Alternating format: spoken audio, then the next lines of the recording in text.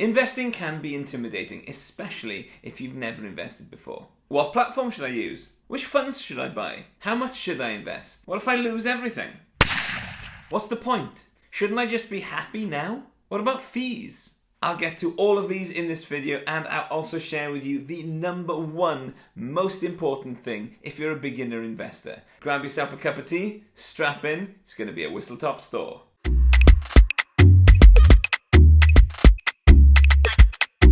My name is Dav Morse. I'm here to educate and inspire you to make the most of your money, to live generously and to impact the world beyond just yourselves. I want to tell you a story of a gentleman who decided he was going to quit his job because he'd become disillusioned with the way that his profession was heading. His colleagues asked him questions like, how will you pay your mortgage? What will you do? Some of his colleagues confessed that they too really wanted to quit, but they couldn't. They had bills to pay, and if they didn't have their paycheck coming in, then they'd be financially ruined within a month. They were envious, but they were stuck. This gentleman in question wasn't particularly smarter than any of his colleagues.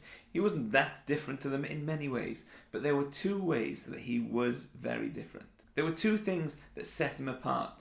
There were two things that he did differently from the vast majority of people. There were two things that he did that meant he was able to walk away from a profession that had changed dramatically from the one that he'd stepped into as a fresh-faced boy just out of university. The first thing was that since the beginning of his career, he'd invested consistently every month. Not necessarily the best investments, not necessarily the investments with the best return, but he did it consistently. The second thing that he did was that he decided that he was going to be proactive rather than reactive in his attitude towards his finances and his life. Finances.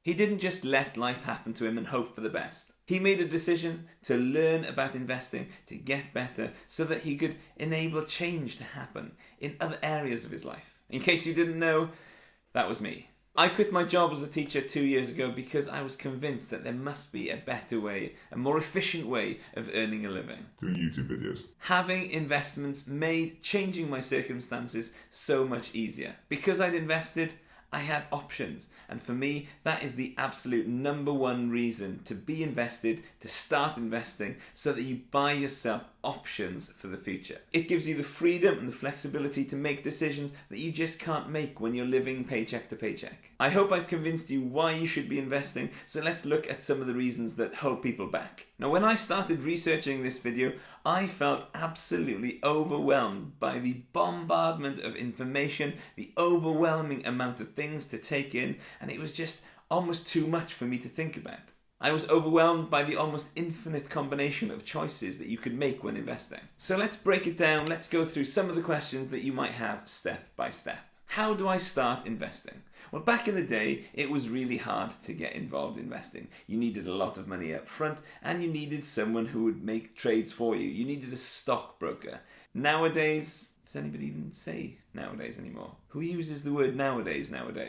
Let me know in the comments. It couldn't be easier. You pick a platform online, you pick a fund or some funds, you set up a direct debit, and bam, you're good to go. So how do you pick a platform? If you're in the UK and you haven't started investing yet, you're going to want to pick a platform which offers you an ISA, which is an individual savings account, which is a place where you can grow your money without having to pay tax on it. There are three types of level of involvement. Actively managed funds. This is where you pay someone to manage your money for you. It's very hands-off for the investor, which makes it very tempting and easy for beginners. But it's usually very high fees, and there's no guarantee that you'll be any better off than if you did it yourself. Next we have Robo Advisors. This is another hands-off way of investing. You basically set up your direct debit, you hand your money over, and they do everything for you. They pick the funds, they rebalance, they sell, they buy, and you don't have to think about a thing.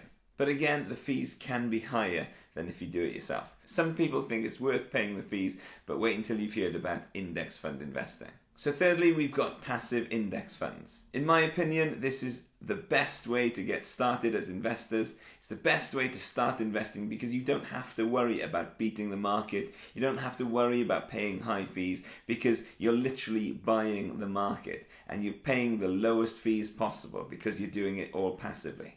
There's nobody actively managing your funds, so you don't have to pay a premium for them to do that. So you can just pick a platform which offers index funds and then go from there. Some platforms that I've used which offer really low fees are Vanguard, Trading 212 and Freetrade. Talking of fees, you're going to want to keep them as low as possible. And here's a table with some of the fees. So here we have the aforementioned Vanguard, Trading 212 and Freetrade, and as you can see, they are the lowest fee options.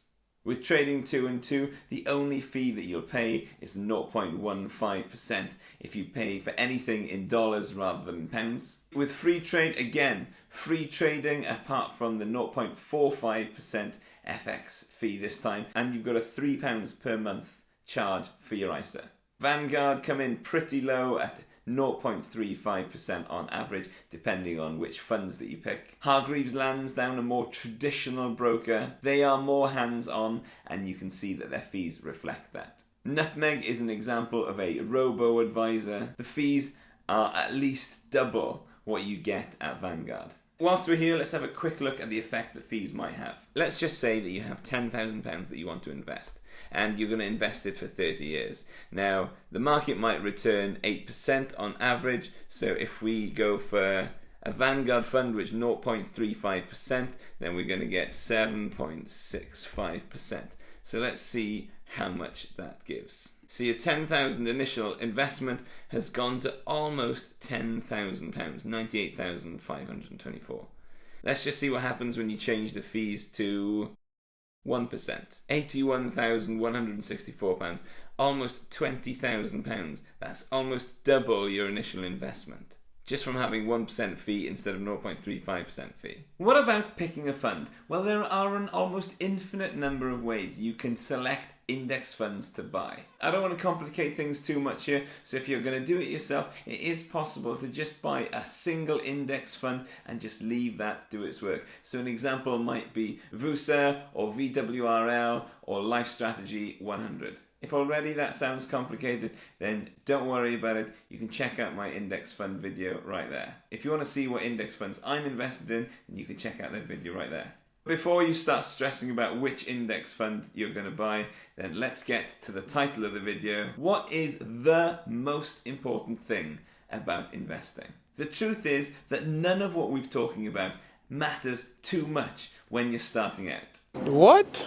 The absolute most important thing you can do is actually get started. When you're at the beginning of your investment journey, it's not important which platform you use. It's not important how much the fees are. It's not important what funds you invest in. It's not important how much you invest. You could just start by investing £5 a month. What's imperative is that you get started. You can learn and adjust on the journey. If you find you're paying too much in fees, you can just change the fund or the provider that you're using. If the first few stocks you buy halve in value, then you can adjust. If the volatility is too much or too little, you can change it to dial it up or down. The one thing you can be certain of is if you don't get started, you'll never get anywhere. It's never too late to start giving yourself options and starting to build a life that you don't want to retire from. Like I said earlier, I was overwhelmed by the amount of choice and information out there. That's no reason not to get started. You start, then you start learning. In the description box, you'll see links to Freetrade, Trading 212 and Stakes.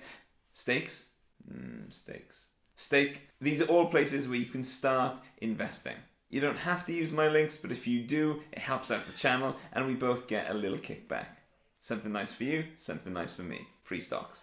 They're free stocks. Not bacon. Oh, bacon. Quick, go and open an account and set up a direct debit while the enthusiasm and the motivation to do so is still there. Because 90% of the time, if you leave it, then you just won't do it. I don't know if that's a real statistic. For more reasons to start investing, check out these two videos right here. Whistle Stop Store, Whistle Stop Tour.